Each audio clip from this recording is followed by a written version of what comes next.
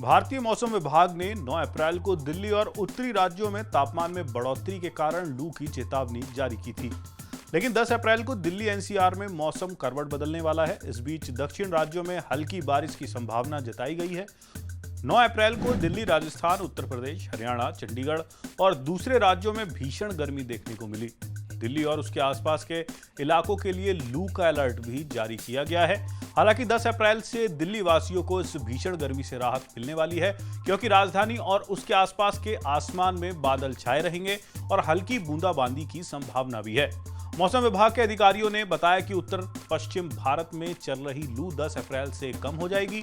मौसम विभाग के मुताबिक 10 अप्रैल से मौसम बदलने वाला है। 30 से 40 किलोमीटर प्रति घंटा की रफ्तार से हवाएं चलेंगी। 10 से लेकर 11 अप्रैल तक बारिश होने की संभावना जताई गई है, जिस वजह से तापमान में भारी गिरावट होगी।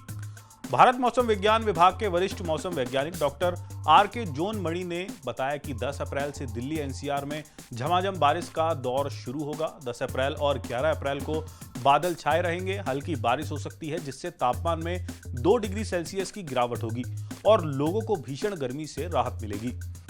इस बारिश की वजह से हीट वेव और वार्म नाइट का अलर्ट भी हट जाएगा। 10 से लेकर 15 अप्रैल तक पूरे दिल्ली एनसीआर में हीट वेव नहीं चलेगी। 9 अप्रैल इस हफ्ते हीट वेव यानी लू का आखिरी दिन था।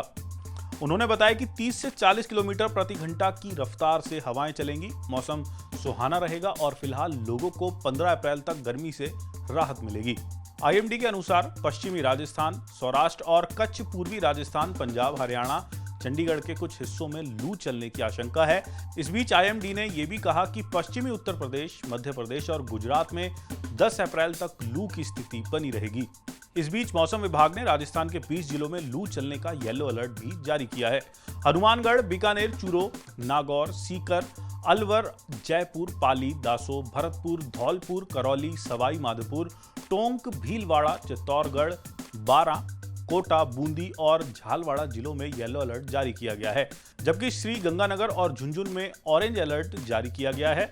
आईएमडी ने यह भी कहा कि तमिलनाडु, तेलंगाना, कर्नाटक और दूसरे राज्यों में इस हफ्ते हल्की बारिश की उम्मीद है। ये बारिश बंगाल की खाड़ी के ऊपर बने लो प्रेशर एरिया और मध्य महाराष्ट्र के ऊपर बने एयर साइक्लोनिक सर्कुलेशन के कारण हो रही है। 9 अप्रैल को तमिलनाडु, पुडुचेरी और कराईकल, तटीय आंध्र प्रदेश और यमन, केरल और माहे तेलंगाना और कर्नाटक में गरज बिजली और तेज हवाओं के साथ हल्की मध्यम बारिश होने की संभावना जताई जा रही है। 9 से 12 अप्रैल तक पूर्व और पूर्वोत्तर भारत के कुछ हिस्सों में भी ऐसा ही मौसम रहने की उम्मीद है। इसके अलावा बिहार और जम्मू कश्मीर में कुछ जगहों पर ओला पड़ने की भी संभावना है। 10 अप्रैल को असम और मेघालय के अलग अलग हिस्सों में और 10 अप्रैल को अरुणाचल प्रदेश में भारी बारिश होने की संभावना है। हिमाचल प्रदेश और उत्तराखंड में 9 से 11 अप्रैल के दौरान छिटपुट बारिश हो सकती है। मौसम विभाग ने हाल ही में आगामी मानसून के लिए अल नीनो की स्थिति से इनकार किया है, लेकिन आगे बहुत ज्यादा गर्मी पड़ने की चेतावनी भी दी है।